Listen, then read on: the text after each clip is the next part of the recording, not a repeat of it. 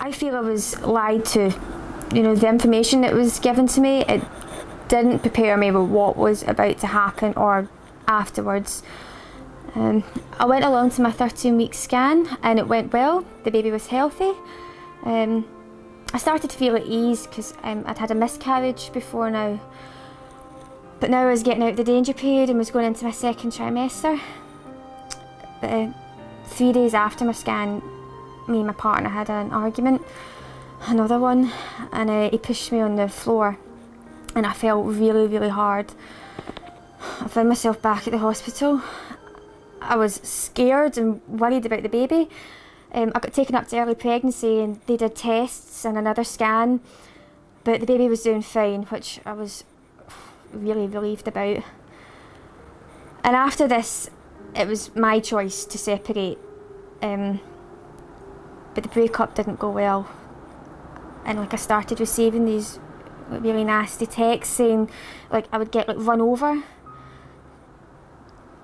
I remember crying one time, talking to the bump and saying, I promise no one will ever hurt you.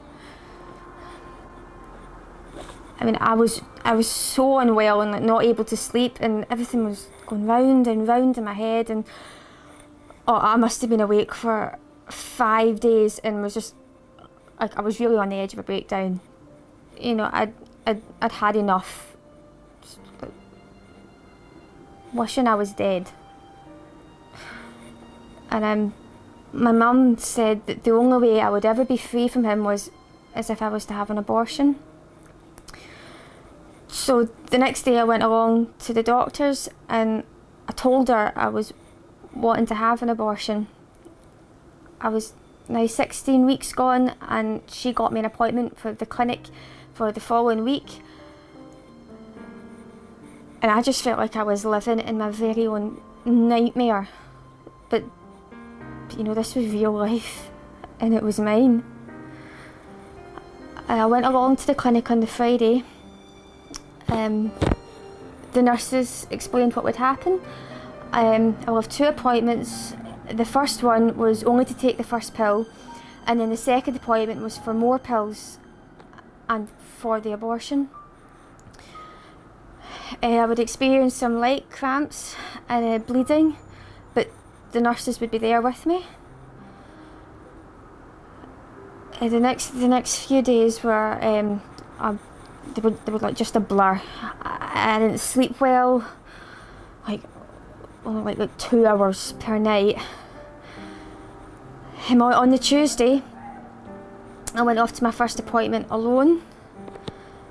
I was scared. I didn't know what to expect, and finally my name was called and I was taken into a room with a nurse to confirm my name, and she didn't even look at me. She was busy yawning her head off, and then she went away and got the pill and came back, gave it to me with some water, and then I took it and then I left, and nothing was explained to me. Nothing, not what to expect, just nothing. So I went home and I went straight to bed. I was scared to move. I was scared to even go to the toilet. I didn't want to go through with it, but I honestly felt like I had no choice. I mean, everyone told me it's for the best, and I'd already taken the first part, so there was no turning back. On the Thursday, I was taken round into a room with a bed and a toilet, but I couldn't stop being sick.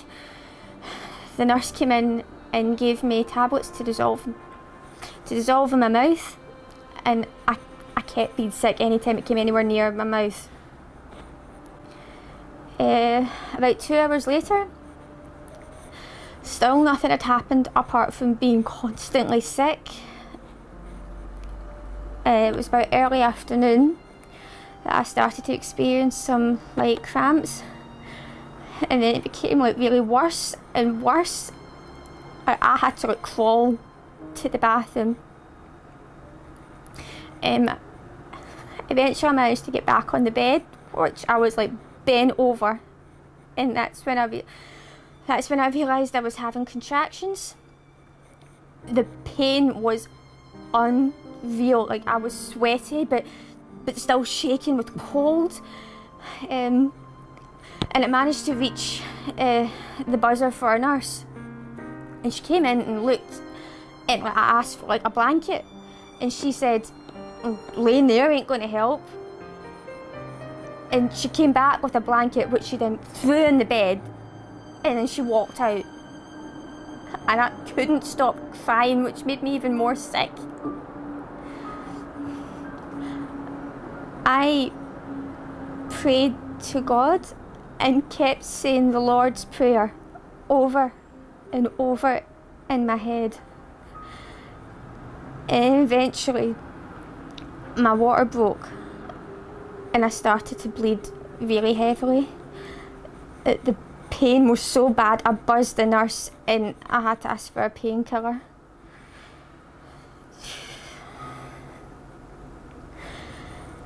Sometime after it came away.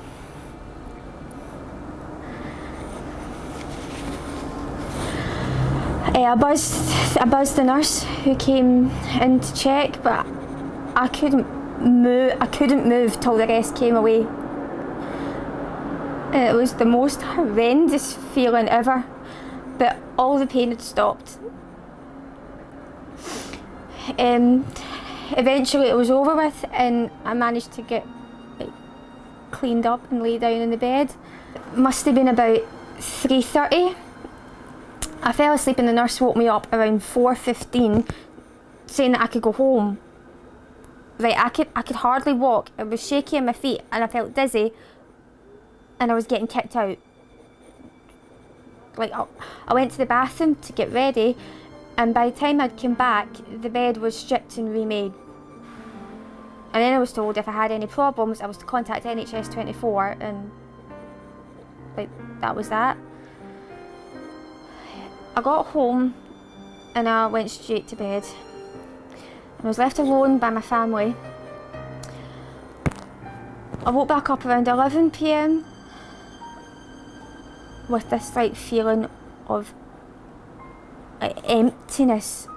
It was just the strangest thing ever. Like, I couldn't touch my belly. I will never ever forget what that was like. And you know, it's hard to explain. I couldn't stop crying.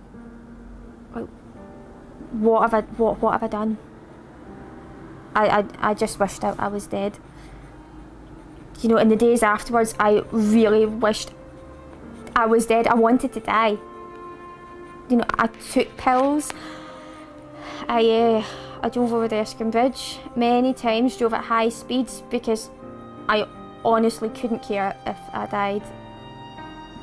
But I also really wanted to get pregnant again. I was just not coping at all. I needed someone to talk to, so I did some looking online for like counselling, and then I came across the Abortion Recovery Care Helpline. Arch saved me. 2 years has come since my abortion, which I think about a lot because it will never leave me. But I have learned how to live with it.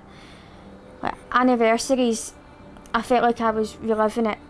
Every time I looked at the time, I knew exactly what stage I was at and how I was feeling.